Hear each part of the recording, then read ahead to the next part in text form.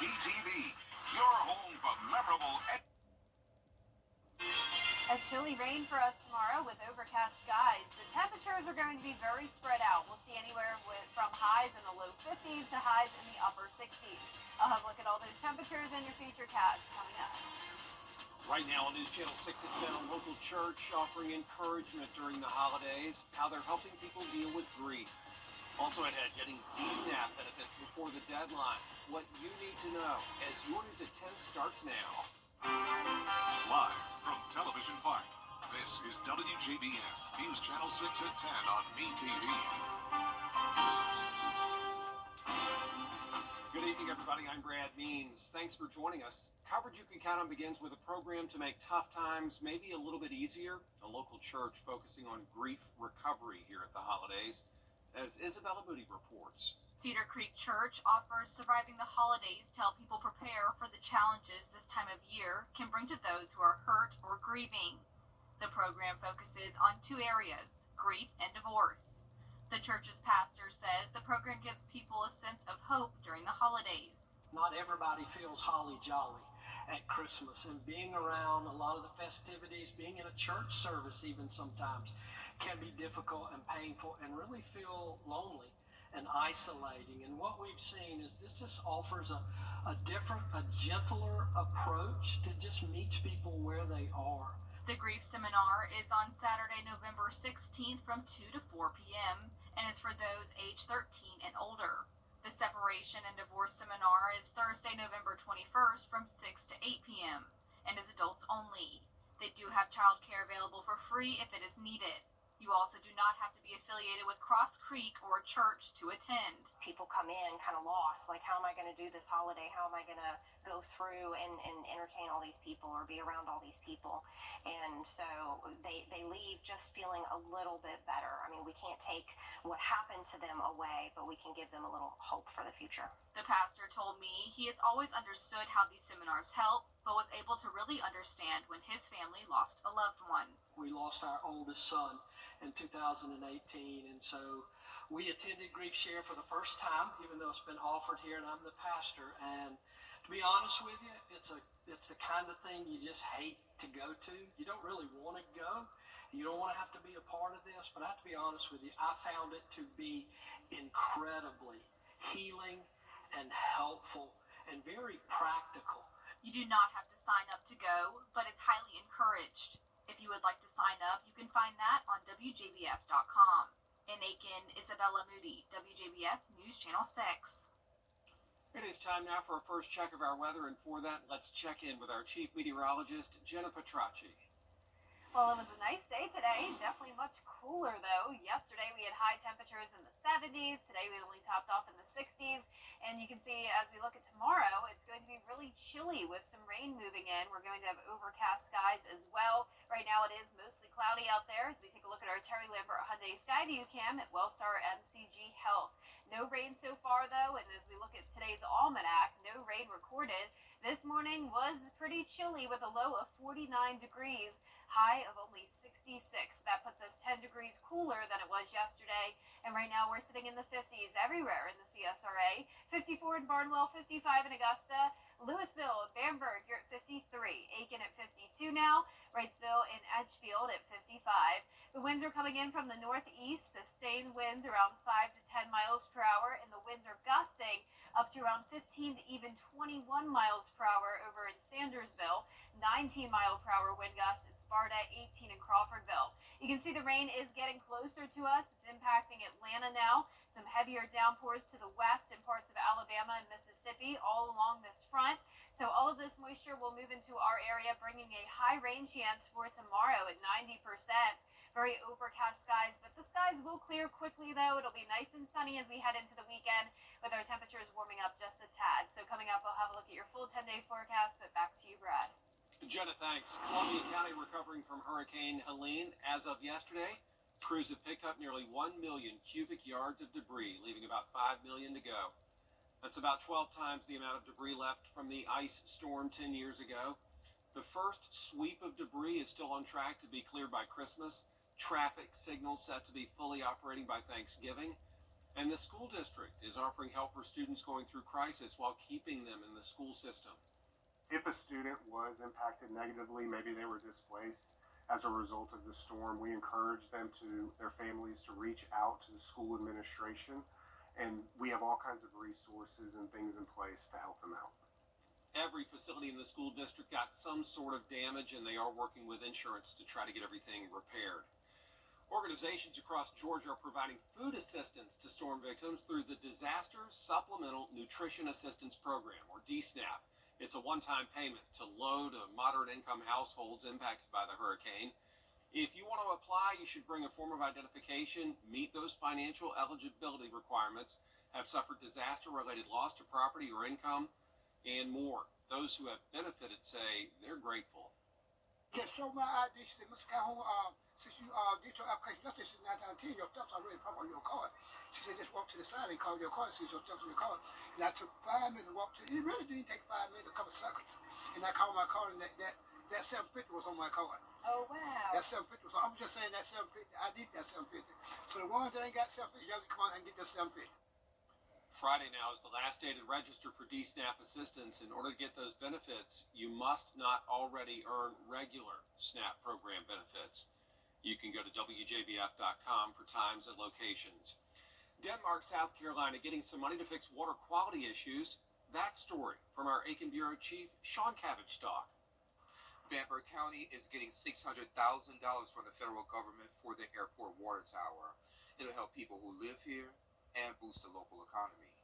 It could improve the water flow, and it will improve the quality of the water. We've been having some water issues in the past. The project is funded by the Biden administration's bipartisan infrastructure bill. It's a big win for the county, which has dealt with water issues for the past several years. Denmark recently just missed out on a major industry because of water issues. We want to get that taken care of. I think once it's refurbished and put back online, it will help the citizens on this side of the county, and as well it'll be available for the other side of the county in the event that it's needed. Crews are refurbishing the tank and improving water pressure and quality. The town has struggled with discolored water at low pressure.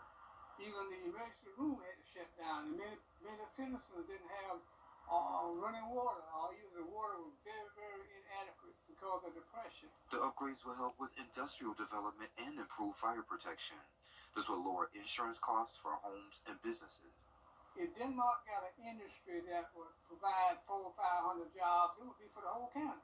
Along with upgrading the water tank, they're replacing fire hydrants and water lines to improve service. While it's unclear if a filtration system will be added, Councilman Everett Comer Jr. says everything's being done to ensure clean, safe water. We're looking forward to this being history of having water problems, and we can look forward to attracting new industry where this won't be an issue that could possibly block it coming our way. And the project should be done in 60 days. In Bamberg County, I'm Aiken Bureau Chief Sean Cabbage-Stock, WJBF News Channel 6. Still ahead, the FBI with a warning for online safety, how you can protect your privacy when you surf the web, after the break. And we'll have the wedge set up tomorrow, which means we'll have a big variety of temperatures across the CSRA, but all of us will be seeing rain. And on top of that, we're watching the tropics. I'll have the latest update on that when we return. Hey, what about... If you've been injured, we take immediate action to give you the help you need. The call. As soon as I called Austin Jackson, I was very assured and at ease. The response. They handled everything so that I could focus on getting better. The work. They took on the insurance company for me. The result. I am very happy with the settlement I received. That's why you will get the Augusta Guy. Call Austin Jackson, the Augusta Guy, 706-724-7224. Now, your most accurate forecast with WJBF Live 5 for 6. Welcome back. I hope you had a wonderful Wednesday. We had a mixed bag today. We had a little bit of sunshine, but also cloud cover, especially by the evening hours.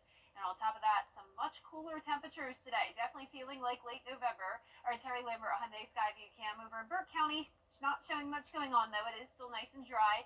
Chilly out there for sure though. We're sitting at 55 degrees, dew point of 43. East wind of 8 miles per hour. Visibility is perfect. Low 50s to mid 50s across the board here. Very consistent temperatures this evening with cloud cover for everyone. Rain is knocking on our door, so by the time we get to midnight, that's when some of our western counties will start to pick up on some isolated light showers. As we zoom out here, notice a lot more rain to come. It's all associated with this low pressure system that's spinning up in the Midwest and a trailing cold front. So this is going to bring us a lot of moisture, but on top of that, we have this high pressure in control along the East Coast. That's driving in a northeast wind, so this puts us in the wedge setup. We have the cooler air from that northeast wind, but we also have the southerly flow of moisture. So we have a big split of temperatures tomorrow. Highs will be anywhere from the low 50s north of I-20 to even some upper 60s in our southern line counties, and that puts places like Augusta and Aiken right in between. So notice there's not a big change from the morning temperatures to the afternoon temperatures. Starting out your day at 50 degrees, only making it to around 60 in the afternoon in Augusta. Tonight at midnight, you can see a few of those showers into the CSRA.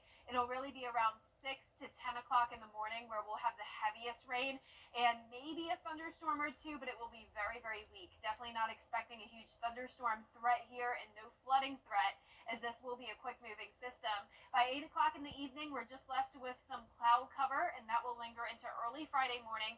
But then check out Friday afternoon. High pressure back in control, and we'll have beautiful sunshine as that carries us into the weekend. Here's a closer look at home though. Tomorrow at 4 a.m., isolated to scattered showers, and then the widespread batch of rain moves in. This is 8 o'clock in the morning. Brief heavy rain, it's in and out, and then by the afternoon, just some leftover showers, but nothing very widespread. So for the most part, a cloudy and cooler day with that morning rain. The rainfall totals only around 1/4 inch to 1 inch at the most. As we take a look at the tropics, though, we are watching that down in the Caribbean Sea. We have potential tropical cyclone 19.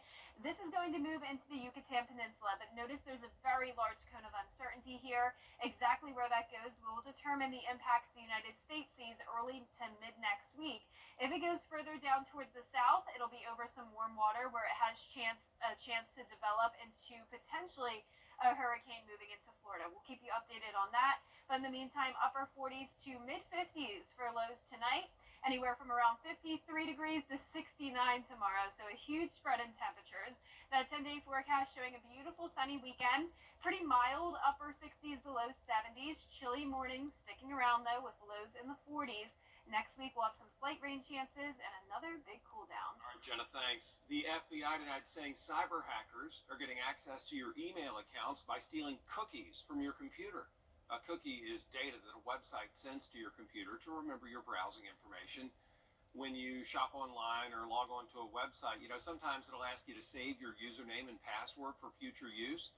Well, if a cyber criminal gets the Remember Me cookie from that login, they're going to have access to your data and email.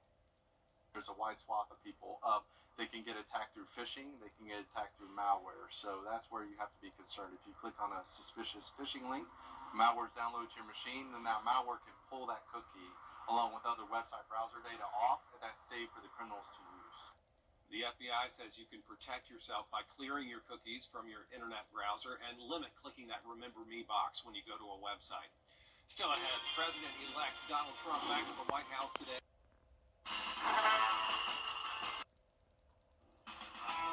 Now, WJBF sports coverage you can count on.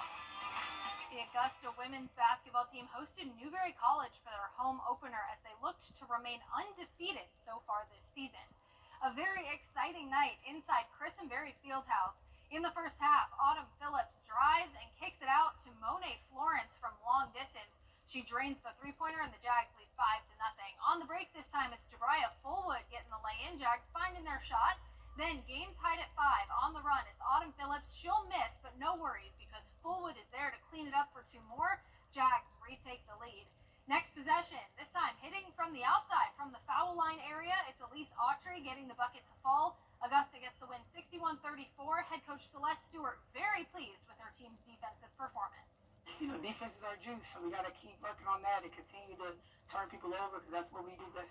By design, we like to play inside out. either by drive or pass. So typically that's our concept of how we like to go into our games. But other than that, I mean, the game was just flowing, and they was doing a good job of capitalizing on this.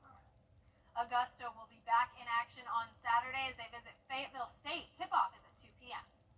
As we look ahead towards high school basketball season, multiple schools in the CSRA have both their boys and girls teams ranked. In Class 1A Division II, the Warren County boys are ranked second, the girls are ranked sixth. In 2A, the Butler boys find themselves in third, while the girls are in sixth. Those are just a few examples of programs around the area that are starting the season at the top. We spoke to a few of those coaches to find out what are their keys to success and how do they plan to keep their program in the running for a state championship. I think we're ranked number 5 right now in Georgia. I think that's a good place for us. That gives us room to work. We've had some games where we held teams below their average, and that's what we want to continue to do. Last year, boxing out was really key, rebounding, losing the battle on the board, and we have to just hustle and just go harder every minute of the game. It's always a good thing to be ranked, but it also comes with extra added, pressure. We'll be leaning on the sophomore group this year to help them out. We'll probably end up starting 2 sophomores. Our offense was very hot and cold, hit and miss at times, but our defense kept us in games. We need to be bigger, stronger, faster, and smarter. I believe we accomplished that, and we're going to continue to accomplish that. I'm really pleased that we're ranked. We worked hard last year to try to build chemistry to be able to try to get to that point. We actually had some injuries though, but with us, I think the injuries probably helped us. Probably played 5 ninth graders throughout the summer. I think that's going to help us down the road because now they're not going to be shell shocked when they get into varsity games. We're working on our defense. That's the biggest thing. I feel like the only way that we're going to be able to win consistently down the road is to be able to play defense. I think a mixture of a lot of things worked. Thankfully, we have a lot of guys returning. The mindset of them is great because they want to get better. On the flip side of it, because we've been able to win 3 regions championships straight, because we've been able to go to the Final Four, because a few years ago we went to the state championship, we have a big target on our back. But I just don't want the kids to feel as if they have to play a perfect game because nothing is perfect. Don't be perfect. Be you, and we will succeed. Preseason basketball games are starting later this week all across the CSRA. We'll be bringing you coverage throughout the 2024-2025 season. Finally, it's time to vote for your Football Friday Night Player of the Week. Here are this week's nominees: ARC's Lothan McBride, Warren County's Sedarius Johnson, Washington Wilkes' Tamari Curry, and North Augusta's Connor Brown. You can vote once per day, and voting will close Friday night at 11 p.m. We'll announce the winner on Football Friday night at 11:35. Head over to WJBF.com to cast your vote. That does it for sports. If you've been arrested for a DUI in Georgia, you may only have 30 days to protect your license or your privilege to drive here. Hi, I'm Tiffany Duncan of DUI Duncan, the DUI firm here in Augusta. Visit our website at DUIDuncan.com to see what we've done to help so many drivers. If you've been arrested for a DUI in Georgia, then call me now for a free consultation. While the firm, of course, cannot guarantee results, we do guarantee hard work and fast action. Remember the name, DUI Duncan. Coleman Services cares about our... Media.com. Oh, what a special young man, being honored for saving lives, so many lives, because of his quick thinking. Yeah, he was able to wake up his sleeping family and save them during a fire in their home. Vanessa Blasi has that story. Quick thinking, bravery, and life-saving wit are all characteristics a 6th grader in Rensselaer schools showed one morning when he was getting ready for school. But it wasn't just any morning. The student woke up for school, to go to school, and he noticed there's smoke in the house. We received an alarm of fire at 6:38 in the morning on October 29th. There was heavy black smoke coming from the front door. In passing the house, I noticed that there was a visible kitchen fire. Rensselaer Fire Chief William Brookings says the 6th grader, Junior Loha, smelled the fire and immediately went to wake up his parents. But the path to doing so was tricky. There was one opening to get from the living room to the kitchen to the back room, and the fire was actually in the opening.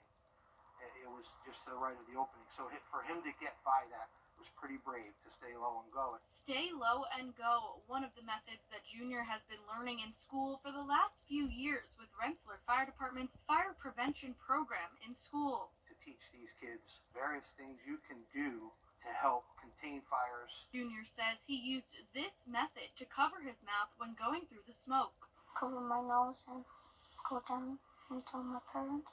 Junior's teacher, Megan Nohal, is not surprised he remembers this. As my student, he was always listening to all of what I taught him, interested and always wanting to know more. Today, the city repaying Junior for that courageousness, giving him and his family a few gifts, including a $2,500 check, a plaque, and something a little less tangible. We hereby declare October 29th as Junior Aloha Day here in the city of Rensselaer. Thank you.